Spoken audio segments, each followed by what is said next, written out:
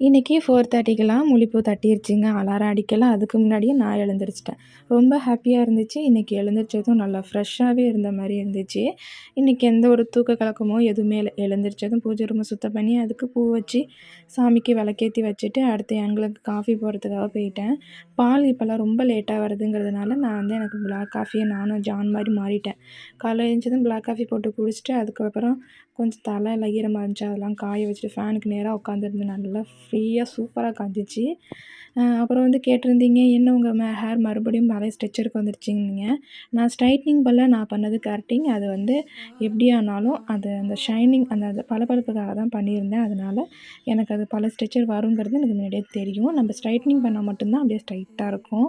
அப்புறம் காலைக்கு வந்து முடக்கத்தான் தோசை தான் ஊற்றியிருந்தேன். முடக்கத்தான் தோசை, தேங்காய் சட்னி. ரொம்ப டேஸ்ட்டாக இருந்துச்சு. இது மாதிரி உங்களுக்கு முடக்கத்தான் கீரை கிடச்சிச்சின்னா அடிக்கடி செஞ்சு சாப்பிட்டு பாருங்கள். மூட்டு வலியெல்லாம் வராது. வீடியோ பிடிச்சிருந்தா லைக் அண்ட் ஷேர் பண்ணிடுங்க. நெக்ஸ்ட் ஒரு சூப்பரான வீடியோவில் பார்க்கலாம். நம்ம சேனலை இப்போ தான் ஃபஸ்ட் டைம் பார்க்குறீங்க அப்படின்னா மறக்காமல் சேனலை சப்ஸ்கிரைப் பண்ணியிருக்கீங்க. டாடா பாய்.